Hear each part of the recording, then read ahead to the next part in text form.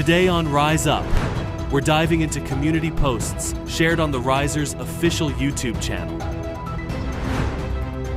Next, we'll take a look at the opening session of the Supremacy of God Conference, hosted by The Faith.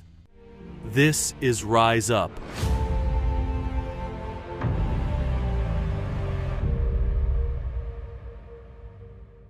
Good evening, welcome to Rise Up. I'm Alia Halal. Good evening, welcome to the evening Rise Up.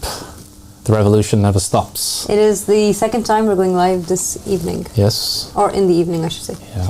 I think I'm still getting adjusted to the whole evening live show vibe. It's a very different kind of feeling. Yeah, it is a different kind of feeling, and I think that we still need ideas from the audience about different sets that we could use to make the show more conducive to the evening time, and something that gives a different energy and a different vibe. As beautiful as this set is, I think it very much has those morning vibe going on here. And to be fair, it is going to take a bit of time for us to get adjusted to this. It's a very different thing when you wake up and the first thing you do is do the show, and this is now the last thing we're doing. Well, almost the last thing. Yeah, we have to make a commitment to the. Let's say Saturday we change the set, and Sunday we come back again. Yeah, we want to give you guys something else to look at besides the regular set that you do look at when you come and watch our show. It's a cool set, it's served us well, but 200 plus episodes is a lot, right? It's time for change. Yeah, season 2, Rise Up in the evening. New hairstyle, new clothes, new mugs. Let's do that. Yeah, new mugs. We need black mugs now. I think that's the right thing, the right step in the right direction. Okay, let's begin today's program. We are going to be going over our community post segment, and we also have this incredible segment right after where you guys are going to be watching some of the great footage that we have from the Supremacy of God event that we were very honored to host recently. It was in August, right? It was. Yes, it was in August, and it was an amazing time because we got to meet loads of the believers from around the world. They were gathered here for that great event. It was the first time that an event was hosted in the name of God's supremacy and in the name of this great banner that says on it, allegiances to God. And it was a time where not just believers were getting together to celebrate the establishing of this principle and the raising of this great banner, but also those who are simply investigating the religion or studying it or fascinated by it were also coming together to talk about it and to actually support the humane principles and values that we hold. In particular, these great professors from different parts of the world who came and presented their studies on the Ahmadi religion of peace and light. So it was a wonderful time, and today's episode will have in it footage from the first day of the conference that we held, and I'm really excited to actually show that. Yeah, no, it's about time, I think. I've been waiting a while to get these lectures up because we got to speak to the professors a couple of days after their talks, after they did the lectures, and it was interesting to hear from them, and I asked them to kind of summarize and put into a nutshell what was the essence of their topic, and when they told me, I was very much looking forward to these lectures being published online, and now they're finally here, so hooray. Hooray, indeed. Well said. Before we get in there, though, we have to make sure that we talk about our brothers and sisters around the world who are doing a lot of really good work.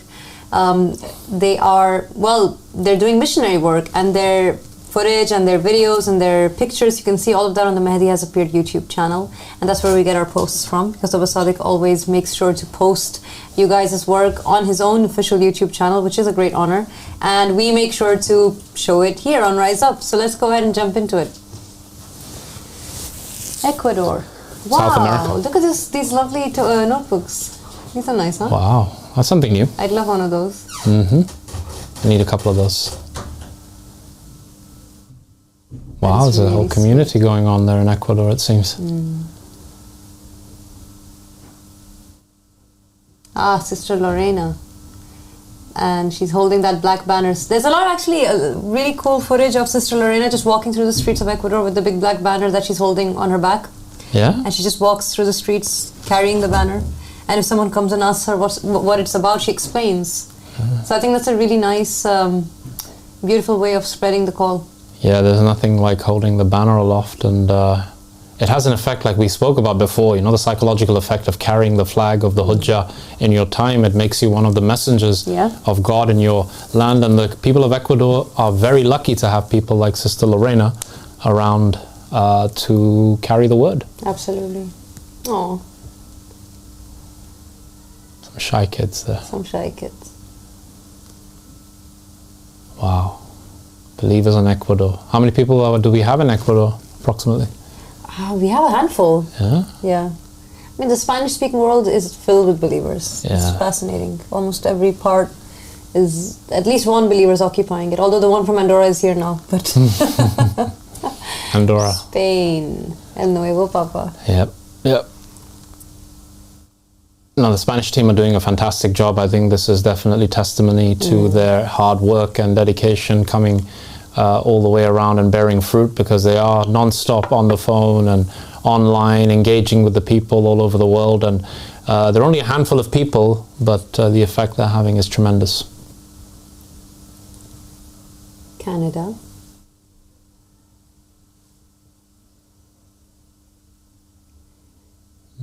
That's a new poster. I haven't seen that one before. The crucified has returned. Wow. See, I didn't see that. That's pretty intense. I think a lot of Wow. people wouldn't understand why we're saying that, because they don't know what our theological stance is on the crucifixion. It's a whole study that a person should do. Jump into the School of the Wise to understand that, or watch the lectures that Abu Sadiq has delivered on the topic in the School of Divine Mysteries. But it is quite a topic. Chile. No, it's happening. It's all South America domination right now. See?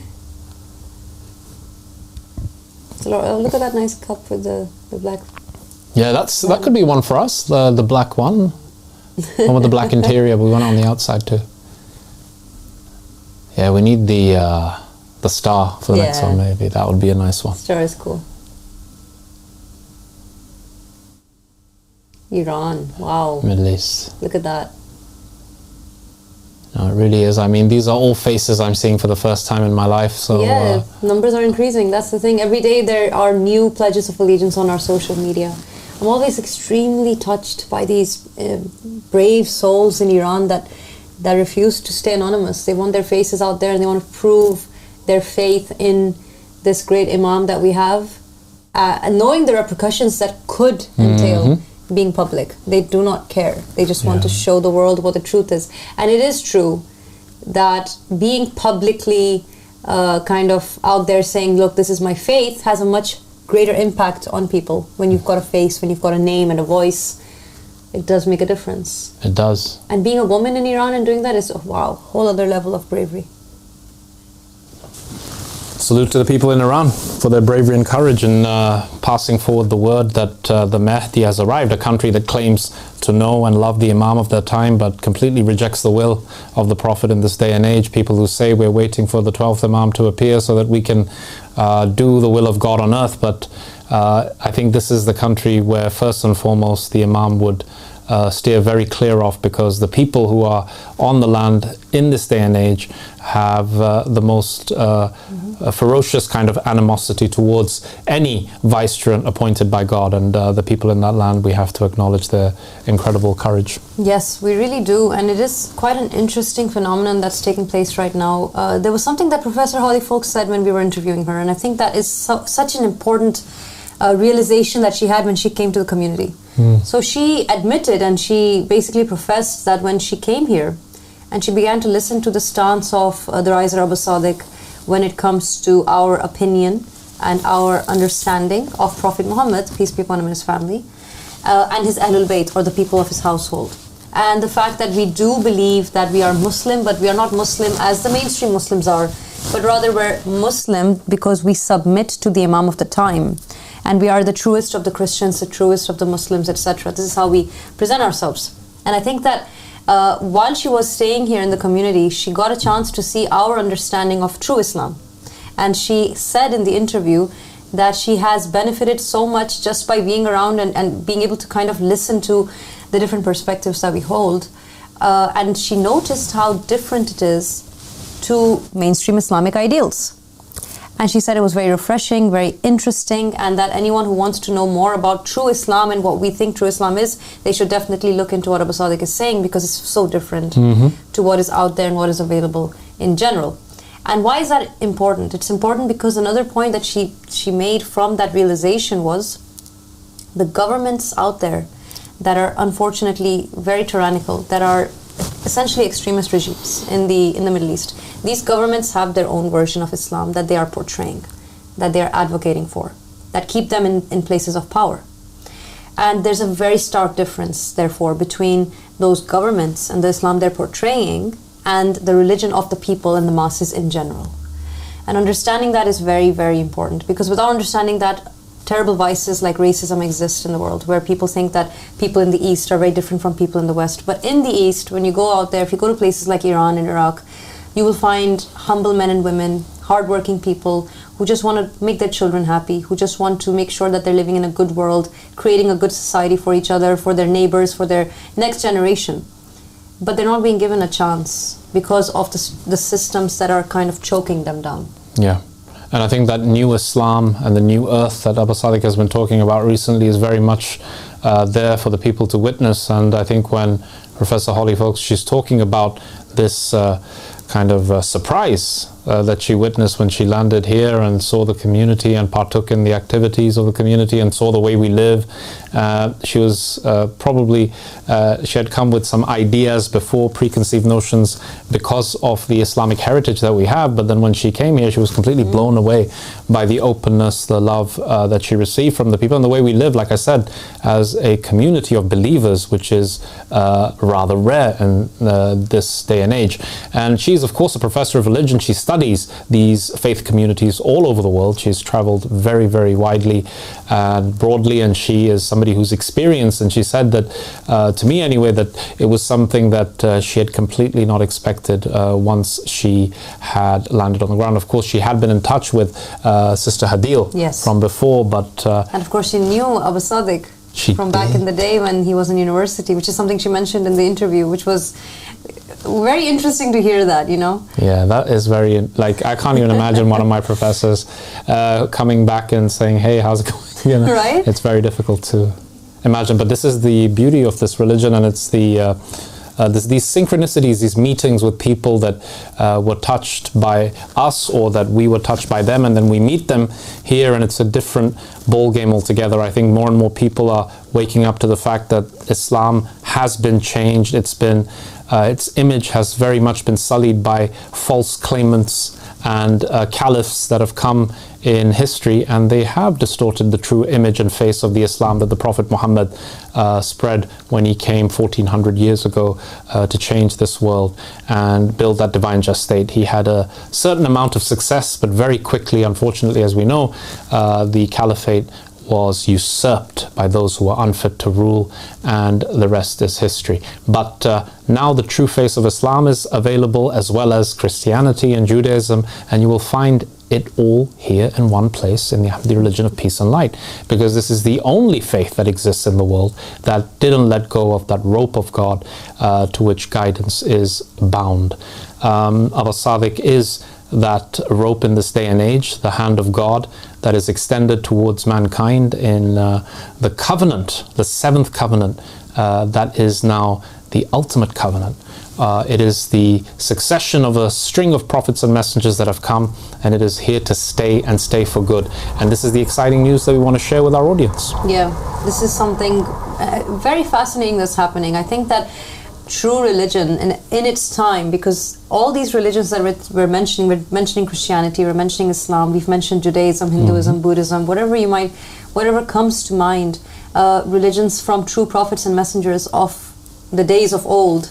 These religions were true. They were actually established by God through his messengers. But of course, as we've said before, as time goes by, they've changed because people would not follow the successors, the true successors of those messengers.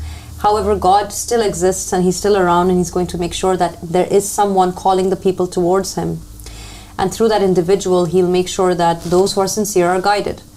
In this day and age, what's so interesting is that yes, there are many religions out there, but we say that the living religion is the Ahmadi religion of peace and light because it has a living messenger who's proven that he is in fact a true successor of the previous prophets and messengers. And what's so interesting is that while we recognize that there is proof and evidence for the fact that there is that valid status that Abu Sadiq has as the successor, it's also quite evident that the religion he's presenting, the covenant he's presenting, is the most practically applied covenant and religion right now. It's something that you can really see working in today's day and age. It's something that fits with society. It fits with a progressive world, right? It's something that actually makes sense right now. Something that we can hold on to and not be hypocritical about. We don't have to claim to be something and not act upon it or live by it. He's made religion accessible and tangible and possible. And I think this is also one of the reasons why this conference was such a great success, because these professors who came and talked about the Ahmadi religion of peace and light, they do absolutely seem very fascinated and very happy with what they have studied and found, and they're excited to present it to the world, because they're saying, hey, this is actually a religion that we like, and this is actually a foundation of religion that makes some sense now.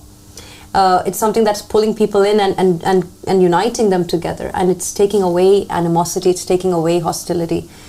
So that was really incredible to see. We of course will advocate for the religion, we're part of it. But when you see someone who's not a part of the religion come up and be that staunch advocate for it, it is very refreshing. Yeah, because I mean, these are people, their livelihood, their work is about studying new religious movements, and they see the effects of those, what societal benefits they bring, and they saw in the Ahmadi religion of peace and light a religion that unifies the other religions. It actually puts them in their place. It accepts and acknowledges that in their time the leaders of these religions were the same as our leader is today, inspired by the Holy Spirit of God to guide mankind. And when you put all the different pieces together, you will see that it really does bring to the table all of the nations together under one roof, on one table, saying that this is these are the successors of God, and all of these traditions, whether it's the Eastern or the Western religions, they are one family.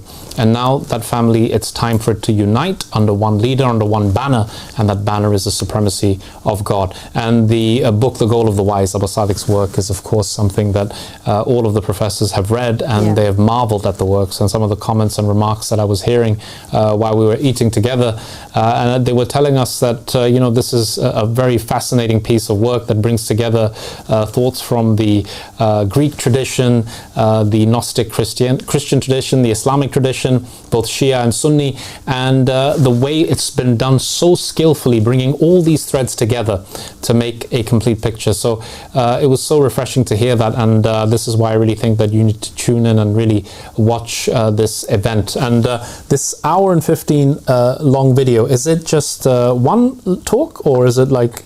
It's basically footage of the first day. So the conference was a 2-day event, and then we had the third day, which was our open house day event at the headquarters. But this particular footage we're about to see is just footage of the first day. Okay. So that's something exciting to jump into. I guess we can leave our beloved viewers with that. Yes. With the first day. Let's do a throwback at the conference, the first day of the conference. And we will see you guys tomorrow evening again. We will. I have to get used to saying evening. I keep accidentally saying morning. Yeah, that's why we need to change the set. When you change the set, I'm going to stop calling it the morning. Let's have a globe here, so that when we spin the globe or something, we can see where we land. The community community post, why not? Community post segment, that would be so fun, right? Yeah, we need something. Ideas, they're coming. So yeah, you guys go ahead and you see that beautiful compilation that we have for the first day of the conference, and we will see you tomorrow evening. Thank you for tuning in, and Assalamu alaikum wa rahmatullahi wa barakatuh.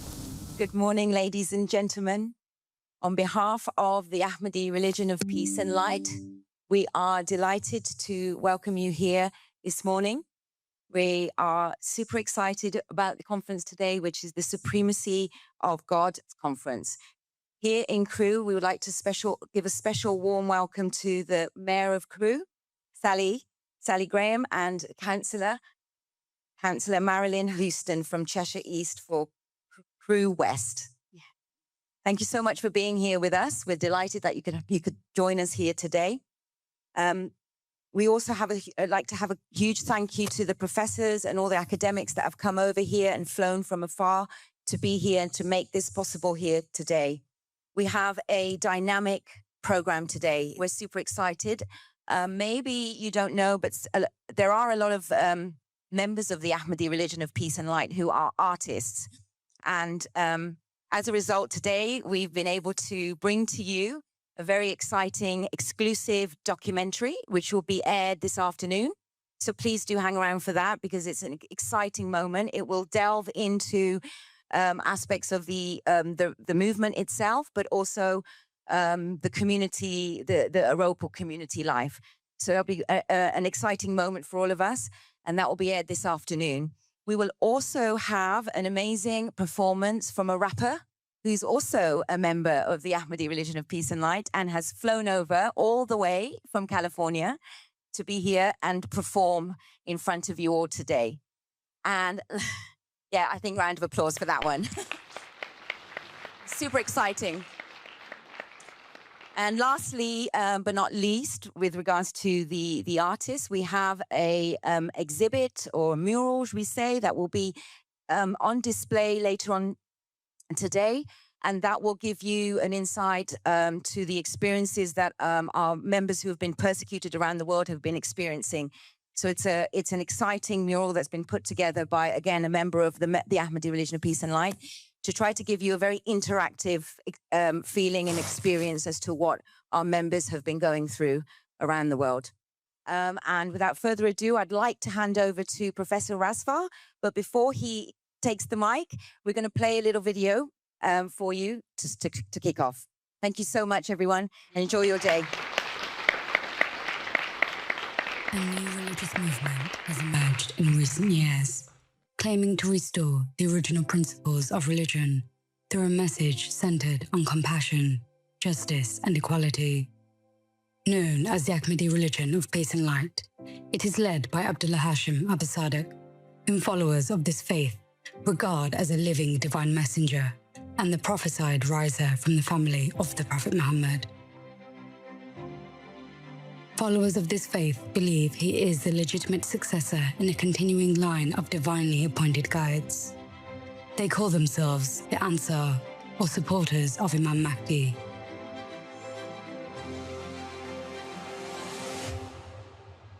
Despite its relatively recent emergence, the movement has quickly gained international attention as one of the only, if not the only, new religious movements originating from a Muslim background to attract such a large and diverse global following with broad international and cosmopolitan appeal. In just a few years, it has attracted followers from across the globe, people of diverse backgrounds, nationalities, and faith traditions, drawn by its progressive theology and its clear opposition to religious fundamentalism. At the core of its message is a call to unite all sincere believers under the banner of the supremacy of God. Its bold theological claims and reformist stance have attracted significant interest from scholars and researchers. Meanwhile, the faith's message has gone viral on social media, capturing global interest and sparking debate. I don't want to say it's cool. I don't want to say it's cool. I don't want to say it's cool, but it's kind of cool. Over the past year, some of the world's leading scholars in the fields of religious studies, sociology of religion, and human rights have turned their attention to this movement. Experts and human rights advocates from around the globe have contributed to its study, engaging with followers of this faith and reflecting on its growing international impact. This week, they've gathered here in Crewe to present their research, share insights, and open a wider conversation.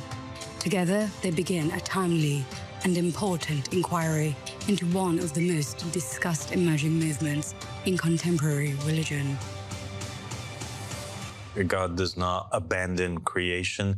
He is ever present amongst them through somebody whom is a container of the Holy Spirit, somebody who represents the will of God. Welcome to the Supremacy of God Conference, hosted by the Ahmadi Religion of Peace and Light. Good morning, everyone. Welcome to the now annual conference, academic conference, where we have answered the call to research, and scrutinize the bold claims made by the Ahmadi Religion of Peace and Light. As you recall, last year when we were assembled in Crewe at Crewe Hall, we had invited academics and scholars from all over the world, and if you remember, the reason we had gathered was because in May of 2023, there was 104 members of the Ahmadi religion of peace and light who were at the border of Bulgaria and Turkey seeking asylum, and they were fleeing Muslim majority lands where this new faith was being heavily persecuted.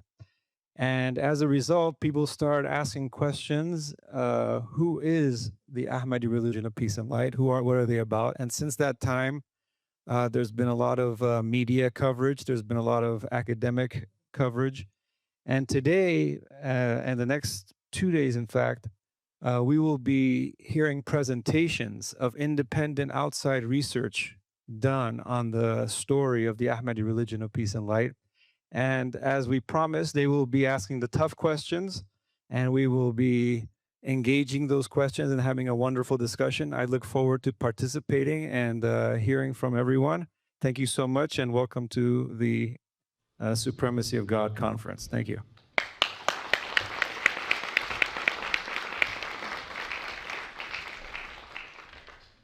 So thank you for this introduction for today's event. It's the second time that I participate in it. I was here last year. My name is Rudy Foutre. I am the director of Human Rights Without Frontiers in Brussels, a secular organization dealing with human rights in general, but also a special focus on the freedom of religion for all, whatever they are, mainline religions or minority religions. I will introduce the first speaker, Dr. Massimo Introvigne. I will be unable to read his full CV because it would take hours. So I will just keep it to a few of his exceptional activities and functions that they filled in Europe and beyond. So he's an Italian sociologist currently teaching at the universities of Turin and Pisa. He's a managing director of CESNUR, the Center for Studies of New Religious Movements, and the editor of the daily magazine Bitter Winter. Is the author of more than 70 books. And he has also served, among any other activities, as the representative of the OSCE, the Organization for Security and Cooperation in Europe, for combating racism, xenophobia, religious discrimination against Christians, against other religions, especially in Vienna and Warsaw, where the OSCE is based. And is also president of the Italian Ministry of Foreign Affairs Observatory of Religious Freedom. Mr. Massimo Introvigne, the floor is yours.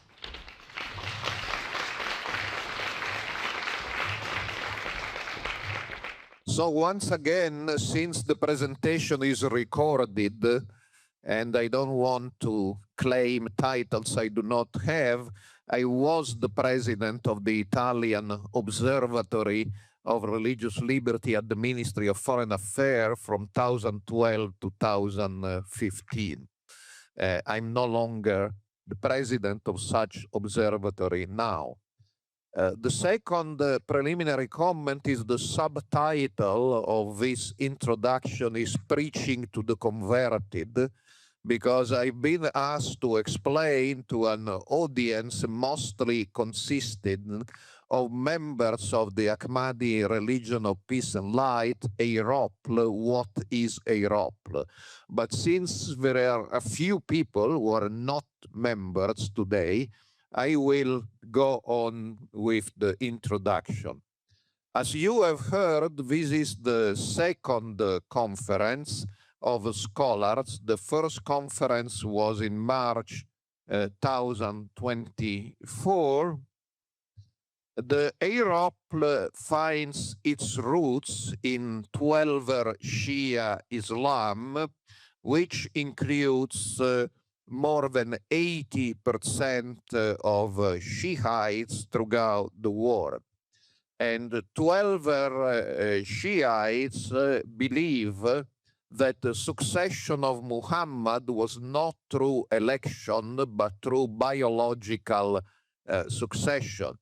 To be the chief of the Islamic community, you needed to be a descendant of Muhammad through his cousin and son-in-law Ali.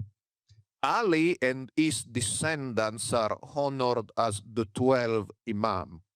In the year 1874, the 12th Imam, Muhammad ibn al-Hassan al-Askari, who was a child, disappeared. Secular scholars will tell you he was killed by the Sunni, but the Shia believes he went into hiding, he is immortal, and one day he will reappear.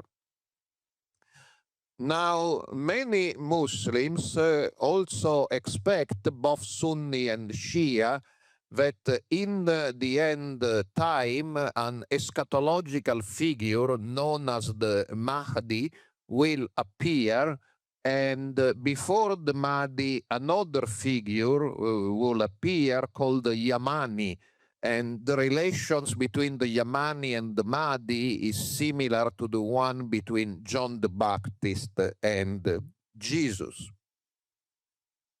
In 1999, in Iraq, a civil engineer born in 1968 in Basra called Ahmad al-Hassan claimed he had physically met the 12th Imam, who had given him a special mission, which for some of his followers, he was the Yamani, the precursor of the Mahdi, but for others, he was the Mahdi himself. Since he denounced the Shia establishment as corrupt, his followers were persecuted, some were killed, and he went into hiding. He was last publicly seen and photographed in Iraq in 2007, after which, according to his opponents, he died, but according to his followers, he traveled to various countries and is still alive today. After he went into hiding, a group in Iraq called the White Banners, or the Office of Najaf, started transmitting, including via Facebook, messages from Hassan. But these messages were remarkably different from his previous teachings, so many did not believe they were genuine, and a schism surfaced between the White Banners, who believed in the authenticity of these messages, and other groups who believed these messages were apocryphal and manipulated by the Iraqi government. The group here today, the AROPL, is known in opposition to the White Banners as the Black Banners, but there are other minor groups. The White Banners in 2015, and again through a declaration of dissociation in 2023, excommunicated the Black Banners.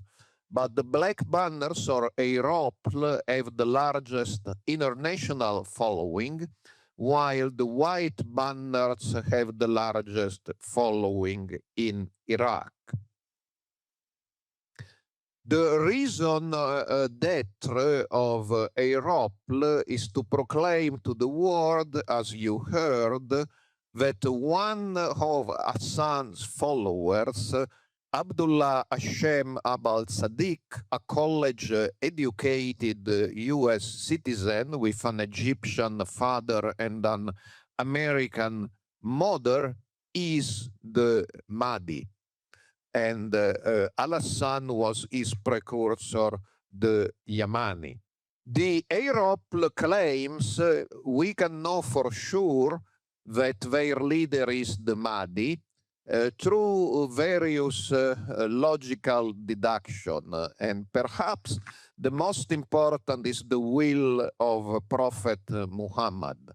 We know that Muhammad wanted to write a will, but according to the Sunni and some Shiites, he had no time to do it. But according to other Shiites, he did write a will, and they believe in the authenticity of this will, although they are a minority. And in this will, the movement AROPL finds predictions about the rise in the end times of people called Hassan, the Yamani, and also of their Abdullah Hashem, their leader, as Mahdi. The claims and the revelation of AROPL are collected in a sacred book called The Goal of the Wise, which has been translated into English in 2022. And as usual, in the emic view of the members of AROPL, these are divine revelations. But in the ethic, without H, the outside view of scholars, there are many sources, Shia, of course, what scholars call the hyper-Shiite traditions, such as Alawism, Christian Gnosticism, Western esotericism, and what specialists of esotericism called con-spirituality, so the meeting between spirituality and conspiracy theories.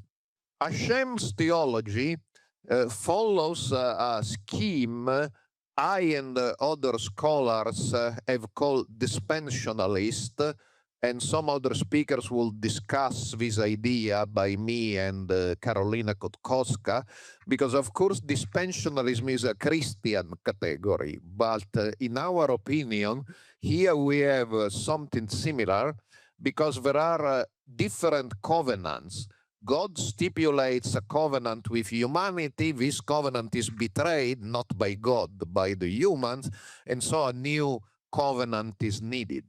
And laws which were divine and perfectly valid in one covenant are no longer valid in the next covenant.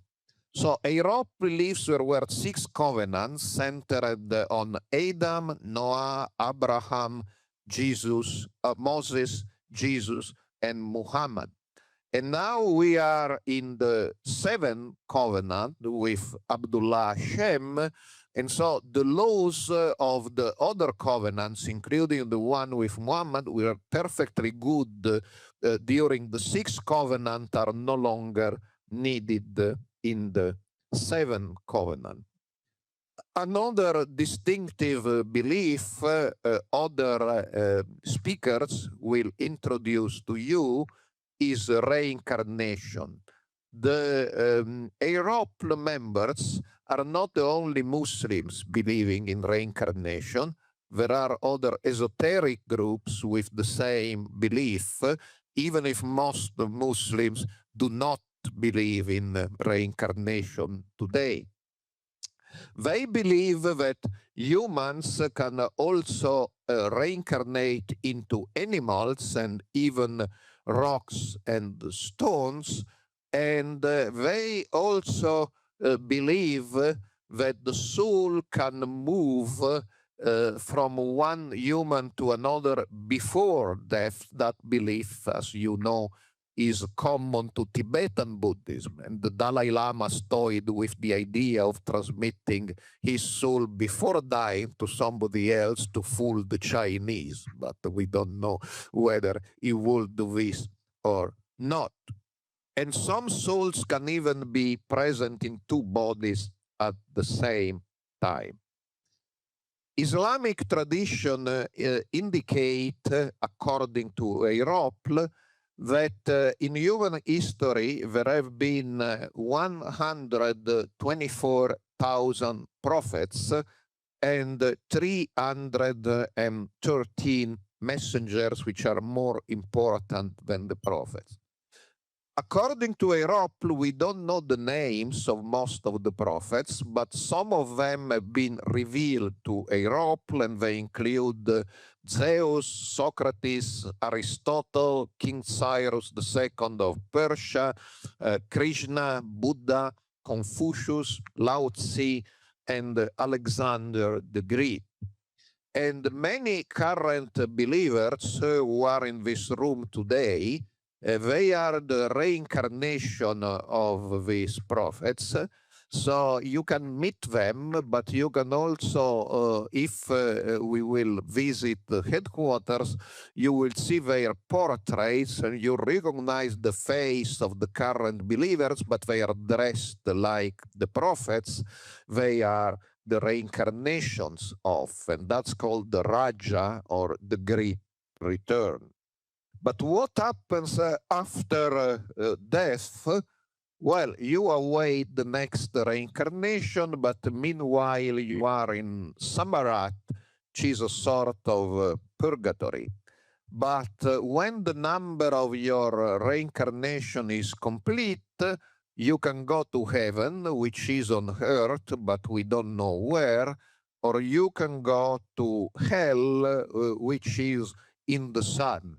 If you have been very bad, you go to the great terror, which is even worse than hell.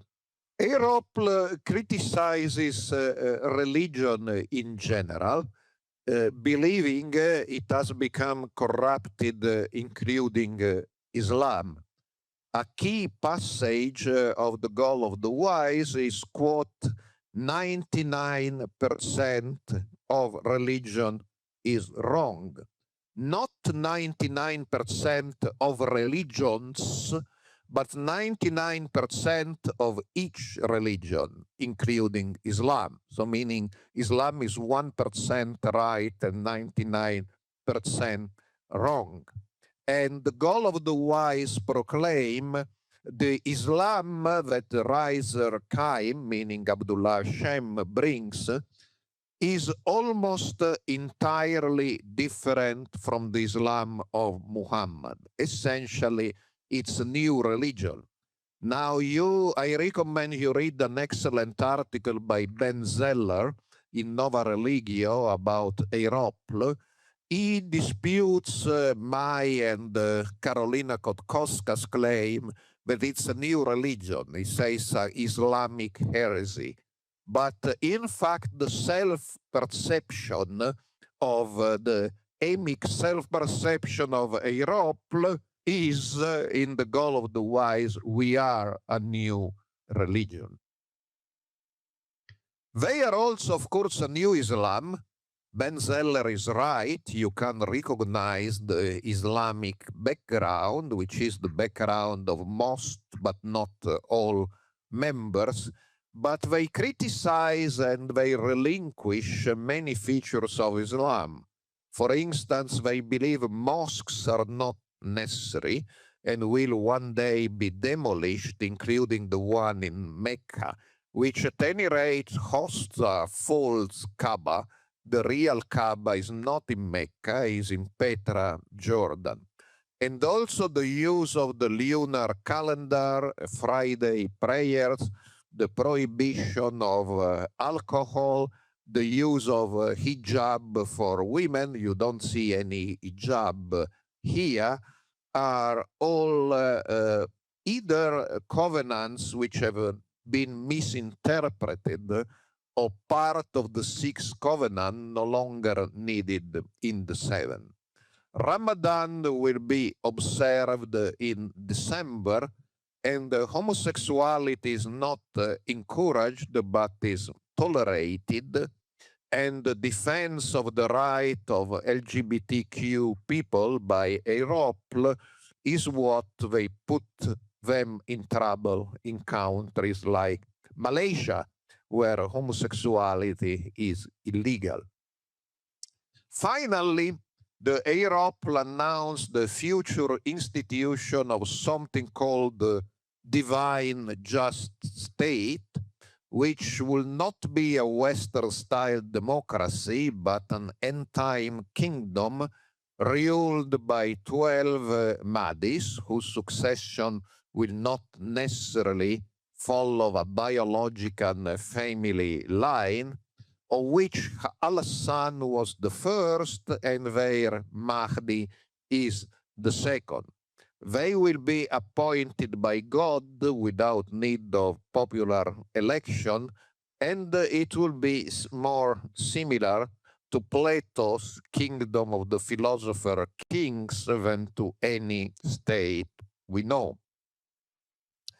Of course, there is no divine just state right now, but they believe their community gathered around Mahdi here in the United Kingdom is a seed of the future kingdom and the divine just state, and not unlike the first Christians or the first Muslim, they put their belongings in common, and they try to demonstrate that a just state is possible by living together in peace and treating, as they say, others well.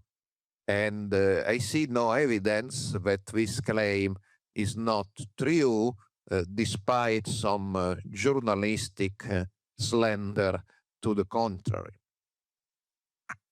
As I say, so far there are two scholarly articles about AROPL.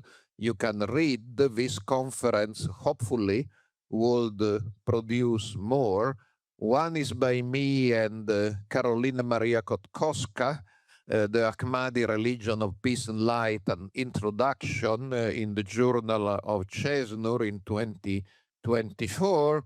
And the other, I mentioned it before, is by Ben Zeller, the Ahmadi Religion of Peace and Light, an Islamic millennial new religious movement in Nova Religio. That's the current issue. So if you hurry up, you can download for free. If you don't download this month, you will have to pay.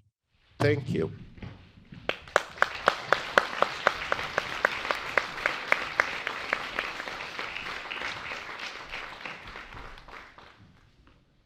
Thank you. Thank you very much, Massimo, for this quite detailed general information about the AROPL movement. And I will now give the floor to Hadil El Khouli. She is the country coordinator for Algeria and Libya at Amnesty in the UK. She has worked with the UN Population Fund's Global NGO Advisory Panel Musawa in Malaysia and AWID in South Africa and Egypt. She holds a law degree alongside which she worked with the CEWLA, you will explain us what it is, on women's rights in Egypt. She's also the human rights coordinator at the Ahmadi Religion of Peace and Light. Floor is yours.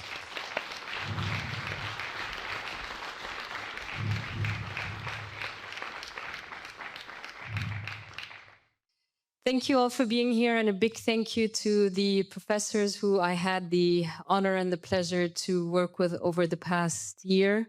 They came to visit us at the headquarters, as you have seen, and it's been an incredible and very honorable experience. So thank you so much for coming out today. As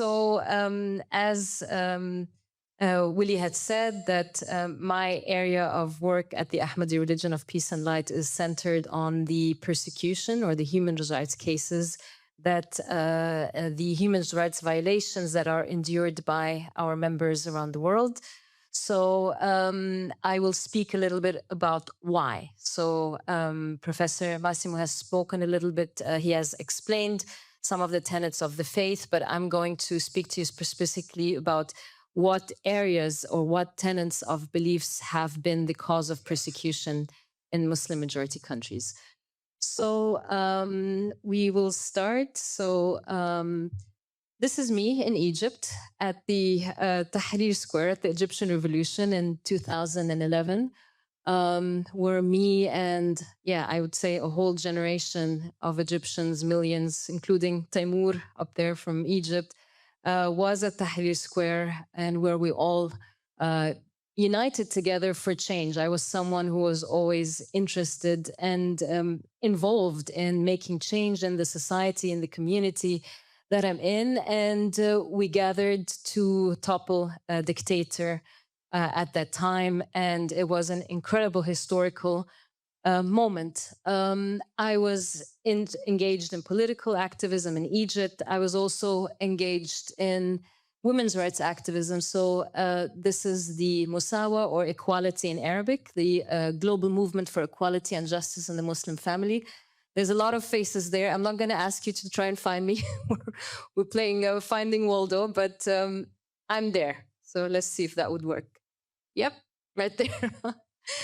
So human rights activism, women's rights activism is my passion. And in all of this activism, the wall that I was always hitting is, okay, you start a revolution, you get people engaged, you do all forms of activism that you can, you knock on all doors, you travel all around the world, but then you come to a point where you see that in Egypt, our revolution was usurped.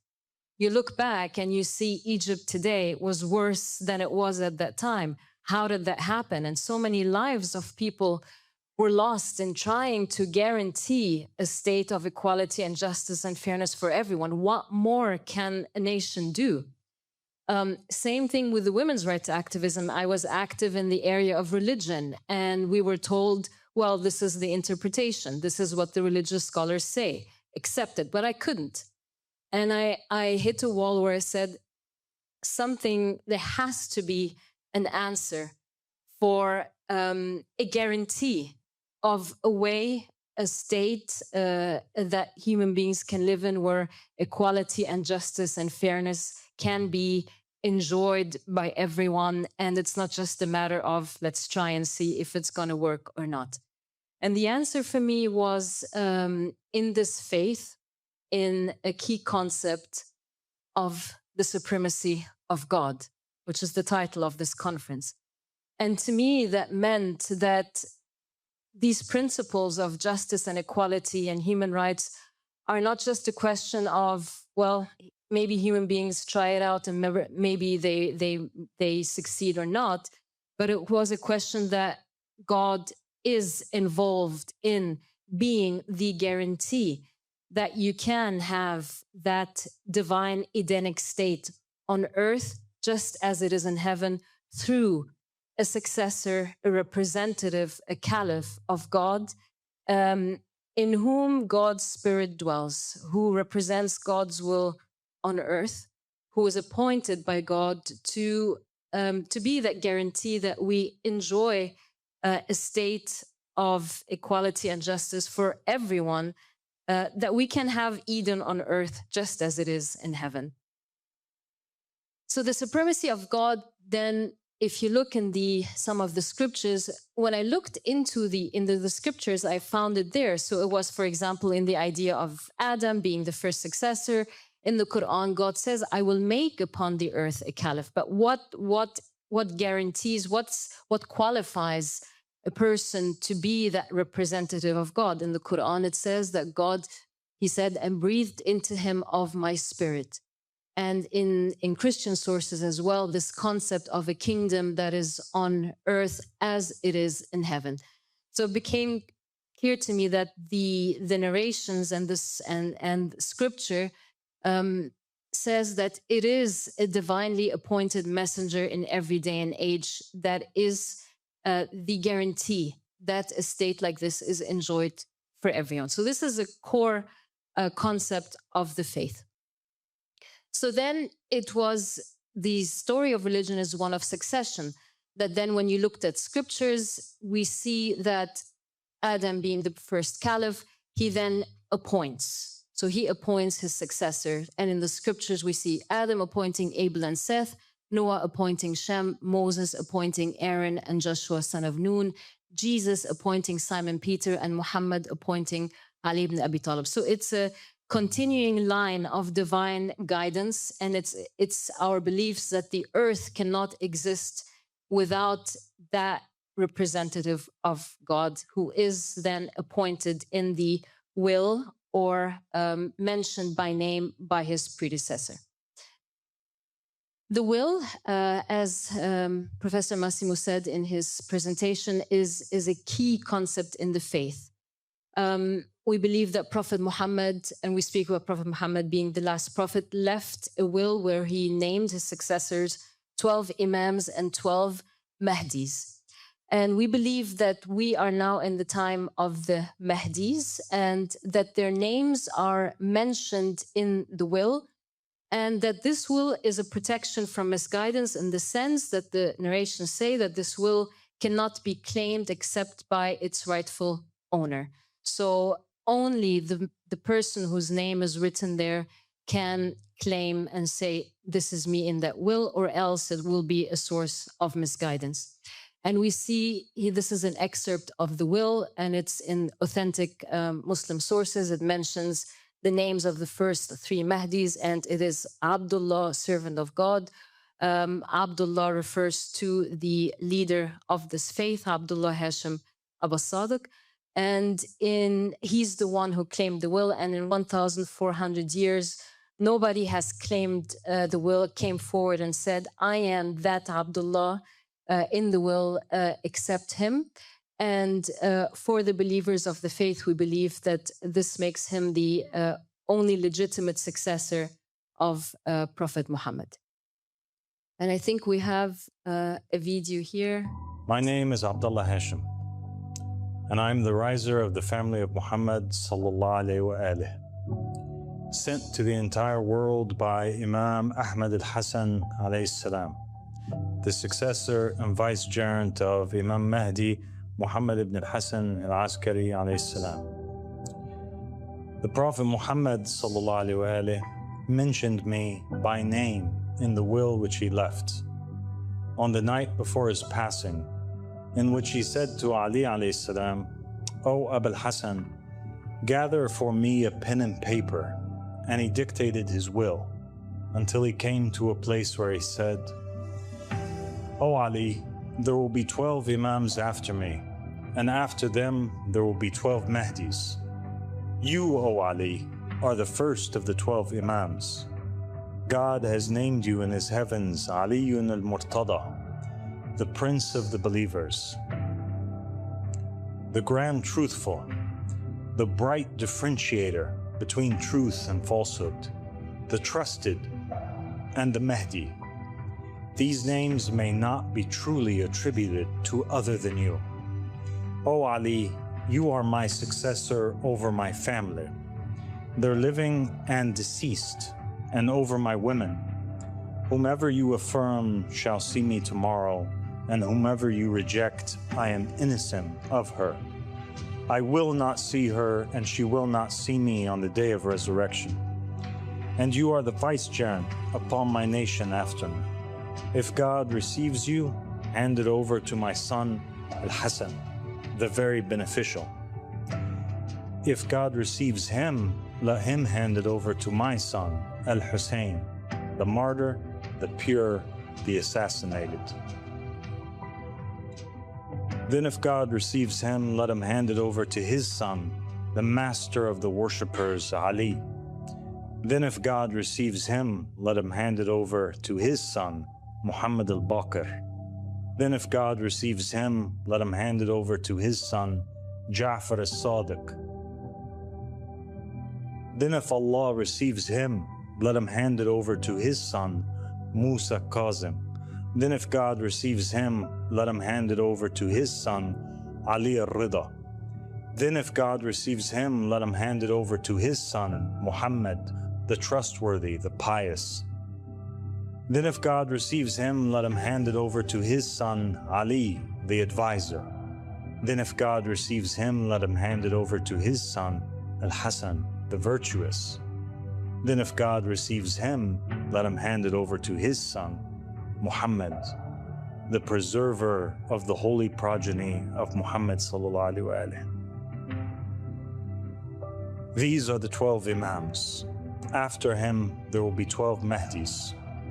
So if God receives him, let him hand it over to his son, the first of the close ones. He has 3 names, one like mine and my father's, Abdullah, Ahmed, and the third name is Al-Mahdi. He is the first of the believers. I am Abdullah, and my father is Ahmed al-Hasan al-Yamani. I am Abdullah, mentioned in the will of Rasulullah. The Prophet Muhammad ﷺ called this will a protection against misguidance, telling his companions and closest family members, if you hold on tight to it, you shall never go astray. Rasulullah ﷺ promised that whoever holds on to his will would never go astray, because this will names the divinely appointed successors after him. Thank you.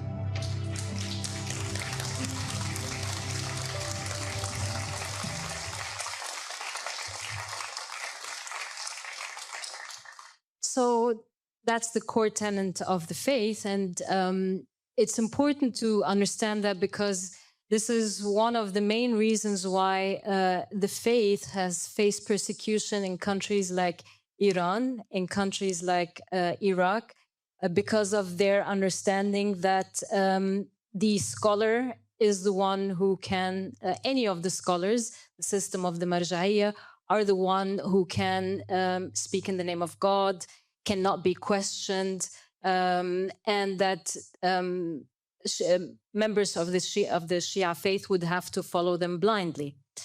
So the Qa'im, or the character of the riser, this is a very interesting narration, says that many Muslim or mainstream Muslim believe that the Qa'im, or this character that comes at the end times, will affirm Islam, will affirm the status quo, the idea of the savior at the end times. But the narrations say that the Qa'im, or the character that we believe to be the leader of this faith, that he actually does the exact opposite. So he comes and says, he comes with a new matter, a new book, and a new jurisprudence, which will be hard for the Arabs. So the interesting thing is that the character that the Muslim world is awaiting is not going to come and say, you have done it right. He's going to say, you have gone completely wrong. And he's bringing new jurisprudence that will not be easily accepted. And that's exactly what happened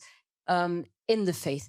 The idea of renewal, that we don't have to live with laws that were put in place 1,400 years ago, which was, to me, was very important from my women's rights activism, that's not the case. That the idea of the covenants, which is a core concept in the faith, is that God instates a covenant with a nation in each day and age that has laws that are appropriate for the nation at that time. And that this evolves going from one covenant to the other. And we believe throughout history, there have been 6 covenants so far. Throughout history, nations rebelled or broke these laws, which led to a punishment coming down and a new covenant being reinstated, until the 6th covenant with Prophet Muhammad, were, we believe that the names of the successors that were mentioned, the 12 Imams, they were all killed by the Muslim nation. This led to the ending of the 6th covenant and a new covenant being reinstated today, which we believe is the final covenant, the 7th covenant, which is the covenant that we are in today, that we believe comes with new laws and new jurisprudence that are different from the ones that were in Prophet Muhammad's time.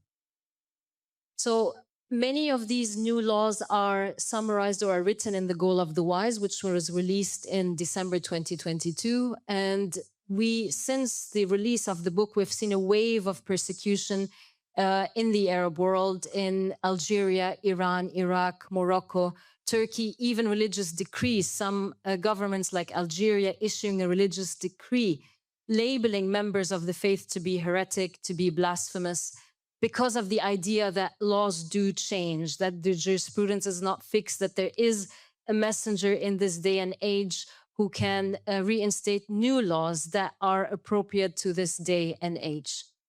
So in Iran and Iraq, I've mentioned, so this was one of the key countries where there is persecution because of the faithist criticism of the religious establishment in these countries, and because of the human rights abuses that are committed by these countries in the name of Islam, or in the name of the religion, and worse, in the name of the household of Prophet Muhammad. And of course, the idea that the faith says, if you're not appointed by God, you are a scholar, you do not get to tell people to follow you blindly.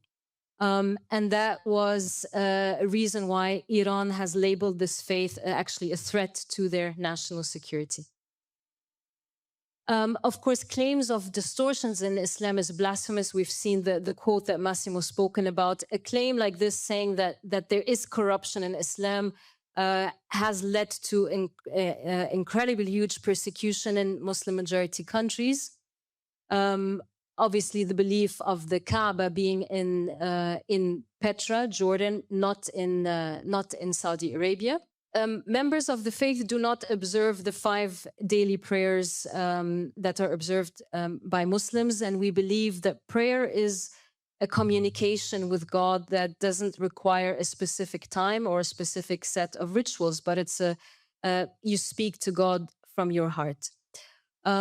And this is important to mention because we have members of the faith who, for example, if they don't show up to the Friday sermon to pray, or their family members don't see them praying on time, this led to them being persecuted.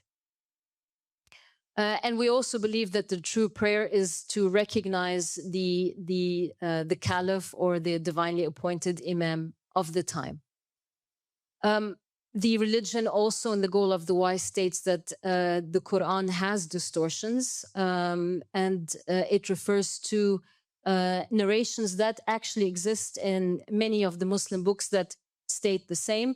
But this is also a reason why a claim like this has also led to the faith being labeled as heretic. We have a satellite channel where people constantly call in from Iraq and from Iran and label this claim specifically as blasphemous. We also do not observe the fasting of the month of Ramadan in the time that is observed by the Muslim world, because we believe that the calendar, the correct calendar, has been lost.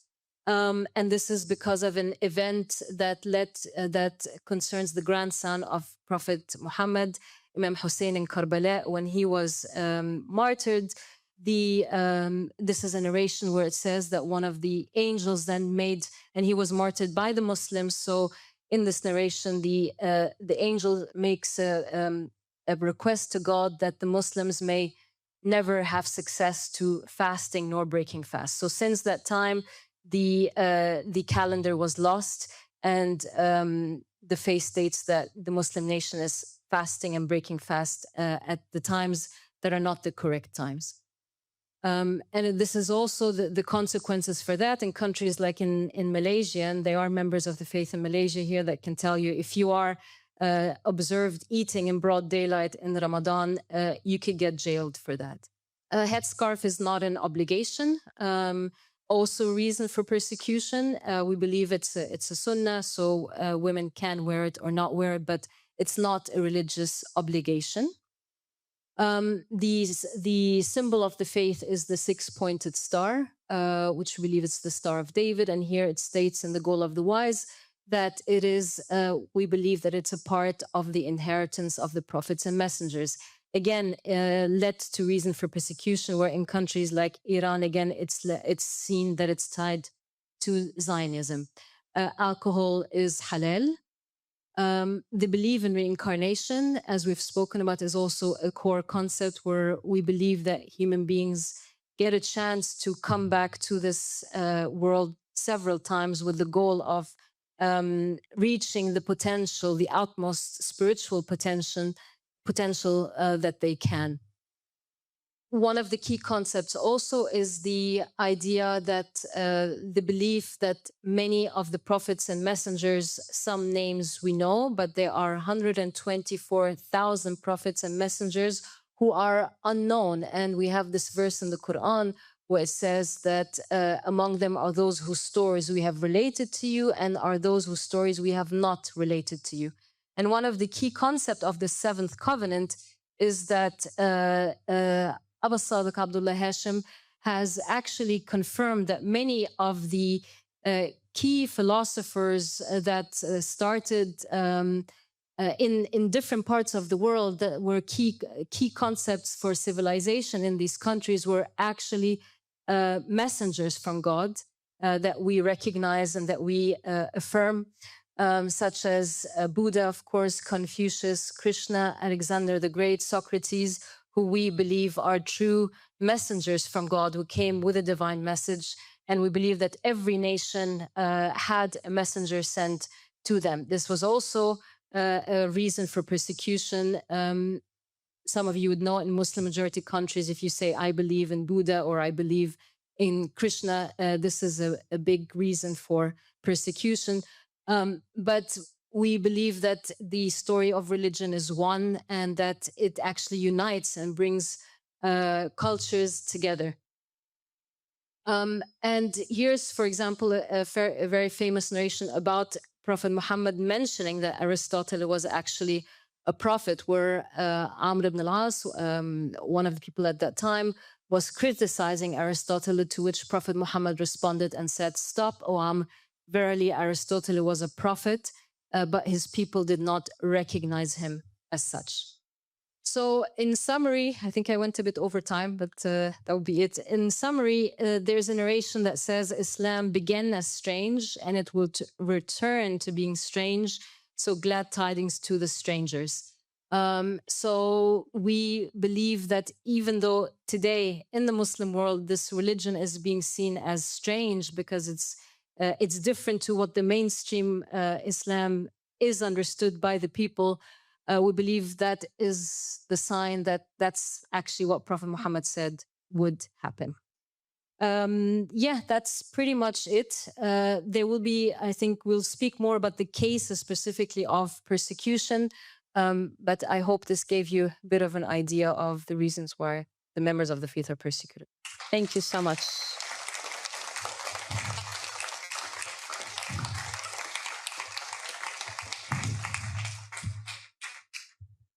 Thank you, Hadil, for this, for your presentation about the beliefs of the Ahmadi religion of peace and light. We know that these are very complex issues, and we are not familiar, of course, with your religious theology and the practices of your community. But I think that everybody who is not familiar with the Ahmadi religion will have understood that you are quite peaceful and law-abiding community fighting for justice and peace in the world, as it is mentioned in the name of your movement. I will now share a few words with you about our human rights organizations and how we came to work with and for the Ahmadi religion for peace and light.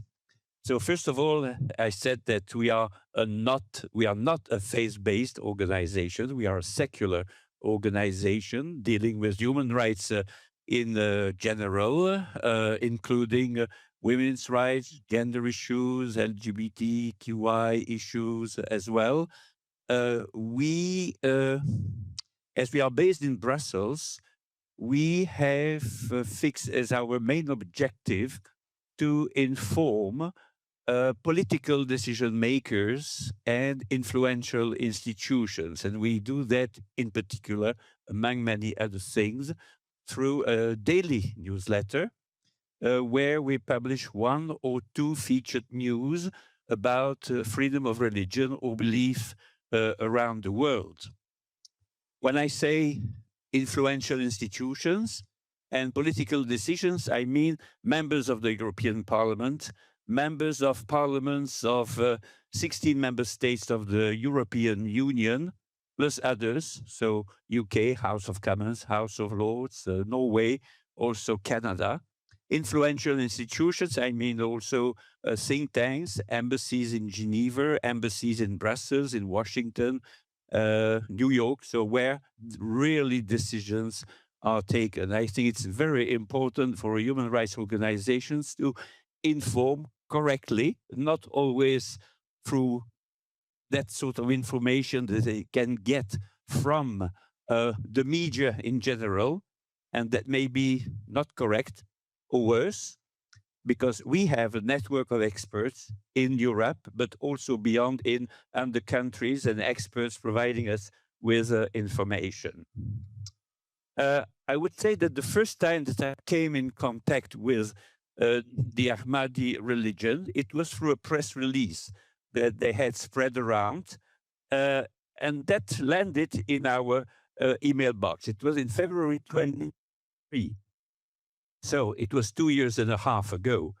And in that call, they were calling for help because 13 of their members had been arrested and put in prison in Iran, that notorious Evin prison in Tehran, for 8 weeks already. So I then published an article in the European Times in Brussels, urging the Iranian authorities to drop all the charges related to the beliefs of the 13 Ahmadis.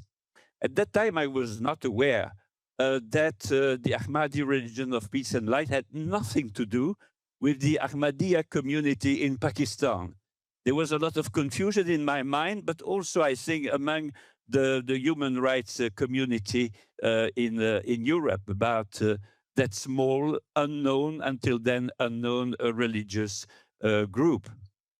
And the Ahmadis in the community in Pakistan, we knew we had also defended them. Because when I say that we defend minorities, you know, we have an annual report about the defense of minorities, and I can list you a number of them. The atheists, of course, the Baha'is, the Buddhists, the Roman Catholics, when they are in the minority, the Sunnis, the Sufis, Tabligh Jamaat, and so on and so on.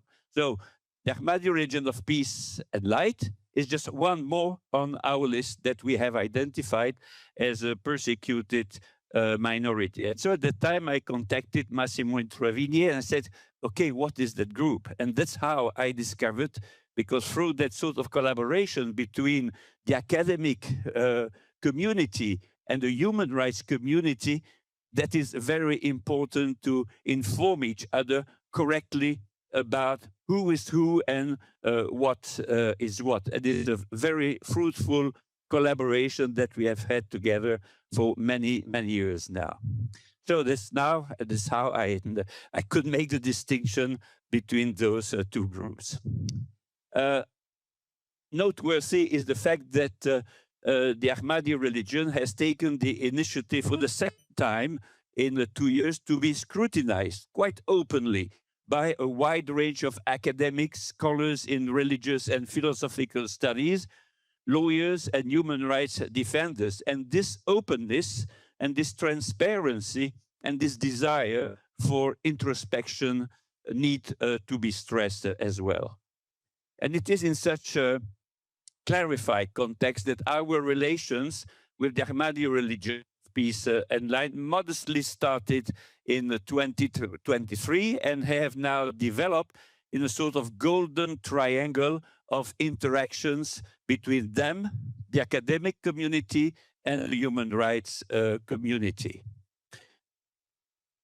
Of course, it has already been said that they are persecuted in a number of countries, but I think we must update the list that you saw on the screen, because in 2 years and a half, we identified clear cases of persecution, arrests, torture, etc., etc., and also attempted change to force them to go back to mainline Islam in one way or another. But those countries that we have identified and worked about is Algeria, Azerbaijan, Egypt, Iran, Iraq, Jordan, Malaysia, Morocco, Thailand, and Turkey. As it was also said before, as they are persecuted and under threat of being imprisoned for long periods or to be even killed, that can also happen, they try to come to a safe country, to a safe continent, which is Europe. And this has not remained unnoticed either. There were also already some declarations about the situation in Turkey when they wanted to come to Europe. But in the framework of our global mission, advocacy mission, we have successfully brought all those issues, including the right to come to a safe haven in Europe, to the attention of the UN Special Rapporteur on freedom of religion or belief, Nazila Gadea, and also special procedures at the UN and the Human Rights Council in Geneva.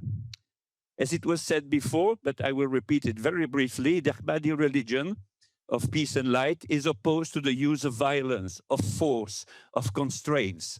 The parts of its theology concerning the individual behavior in the public space, in society, are far from very strict practices of Islam. As it was said, fixed time for prayers is not important. Headscarves are not mandatory for women. Alcohol can be drunk, of course, moderately. LGBTQI people are welcome. They are not to be persecuted, and so on and so on. So according to my experience with the Ahmadi religion of peace and light, 2.5 years, I would say that their integration in our diverse Western societies should not pose major problems on their side. Thank you for your attention. Okay, thank you, Willie. Thank you so much. So guys, we open up to question and answers now. So please put your hands up if you have any questions and we'll come round. So you have the panel here. Susan. One thing that's puzzled me is the use of the word character when referring to Ahmed al-Hassan. I haven't heard it used for any other person. So I was wondering, what exactly does it mean? It must be a translation from the Arabic. Yeah.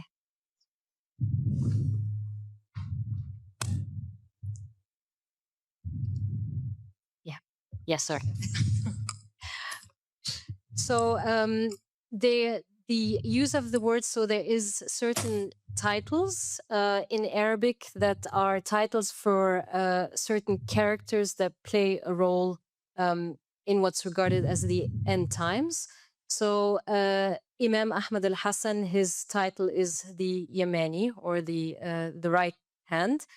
And for the leader of the faith, Abu Sadiq, the name of the character is the Qa'im, or the riser. So so when we say character, it's referring to these specific figures in the end times that we believe they are a fulfillment of these characters. So the Qa'im, or the riser, is the one who ushers in the divine just state, or that kingdom of heaven on earth. So I hope that answers the question. Yeah. In Hadil's presentation, she talked about how Muhammad had said to Ali about, you take care of my women, or something about, if you don't approve of them, you can get rid of them, or something like that.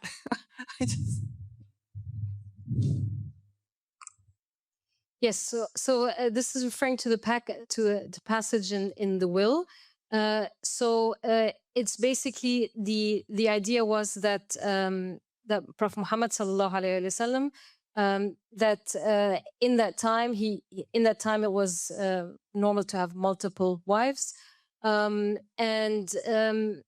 from Muslim traditions, there are many traditions that not all of them were of good character, and there were traditions of some of them having been part in political conspiracies against the Prophet, one of them being Aisha. So they are already in Muslim traditions certain characters or wives of the Prophet that weren't necessarily loyal to the messages. Thank you very much for your presentation. Very small question. Why black? Why the color black? What is in it? Thank you. The black stone. I think this is one of the things that is central also in the Muslim traditions. The idea was that the black stone was initially a white stone, was in paradise, and the idea was it was white because there were no sins. And when this white stone came to earth, it became black because of the sins of humanity. But we love colors. So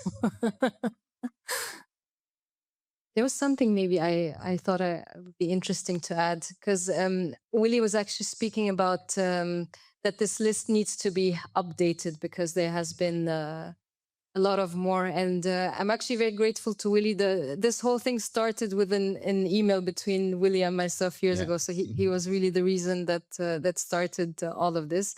But he's right. There has been a lot of updates since then. I mean, as we speak, we now have 14 members of the faith that are arrested in Egypt. We have members that are arrested in Malaysia simply for having the book, The Goal of the Wise, in their home. That's all. So you just being in possession of the book, reading the book. I mean, that's crazy when you think about it in this day and age that, we're still in an age of book banning and book burning. But the reasons for persecution are actually more than the list that we have there. And one of it is a strong advocacy for women's rights and gender equality, which, again, of course, in a Western context, that's a norm.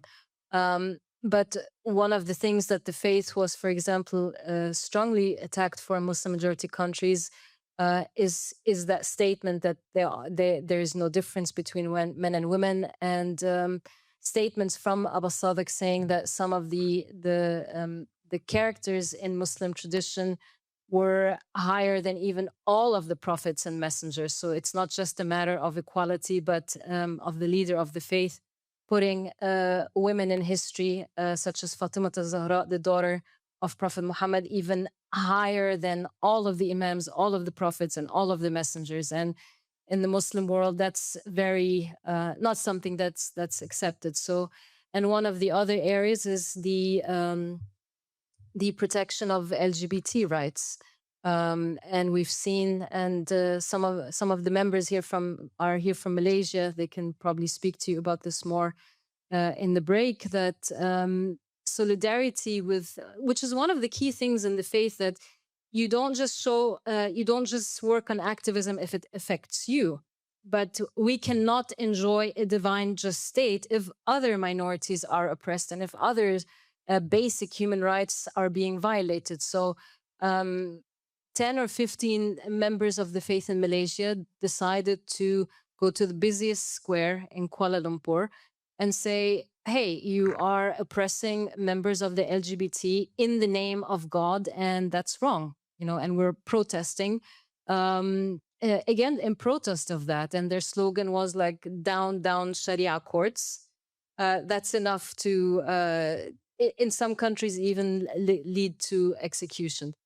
But I'm very proud of the stance that they took. And it led to their persecution up until now. But I think it's the only way forward, that it's not just about your rights, but a religion can only make sense if it works or advocates for freedom of religion and basic human rights for everyone. Yeah, I believe, Willie, to your list, since we met last year, you should add Kenya and Somalia. Yes. Because these are the two countries where, in the time between our last conference and this conference, the AROPL had this first two martyrs, because two people were actually killed by police, one in Kenya and one in Somalia. And so the persecution is spreading to other countries and normally comes at the hands of Sunni radicals. But it's true they are persecuted in Shia countries as well. But anyway, I believe it's important to note this extrajudicial murders, but by police officers in Kenya and Somalia.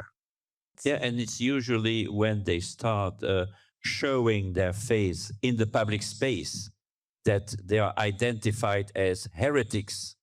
And heretics, of course, is a very serious accusation because you can be killed not only by the enforcement law, but also by just some individuals or groups of extremist Muslims.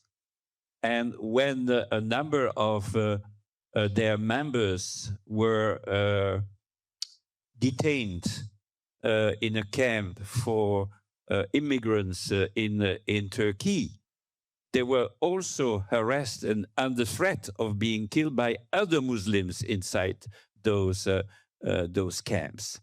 So the fact that if you hide your face, then you would not have too much trouble. But if you show it quite openly, if you want to share it in the public space with other religions, then you put yourself and your families in great danger.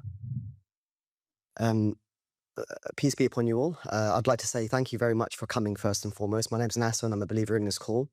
My question is open to the panel in its entirety. I would like to know, as individuals who have studied this faith and this religion, has there been any impact from learning about the teachings of Abdullah Hashim, from him his peace, in your own lives?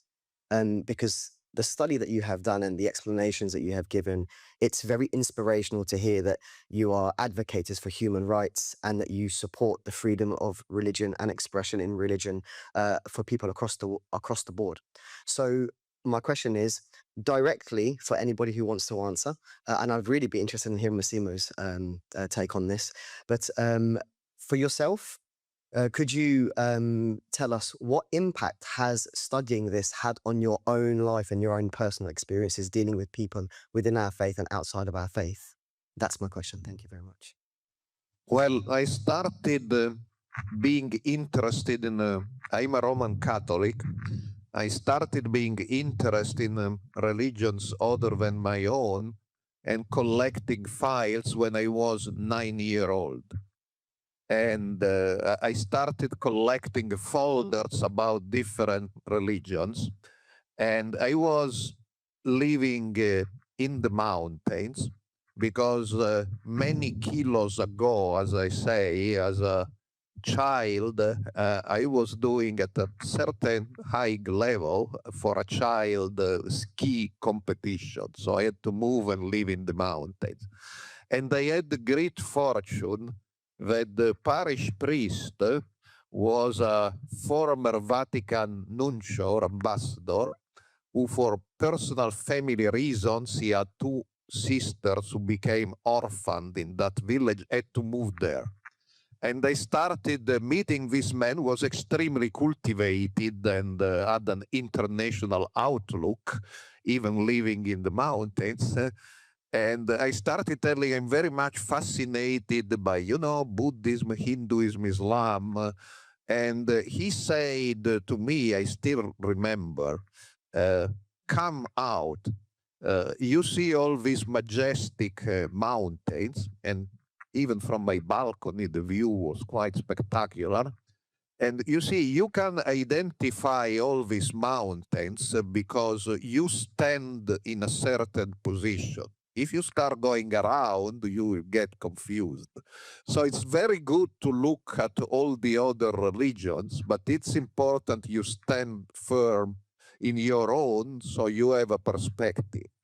And I believe, I know there are other scholars who have, and people I respect they have totally different approaches, but my approach is I stand firm in my own Roman Catholic faith, which allows me to stand and to look at all the beautiful mountains around, but I stay firm on my balcony.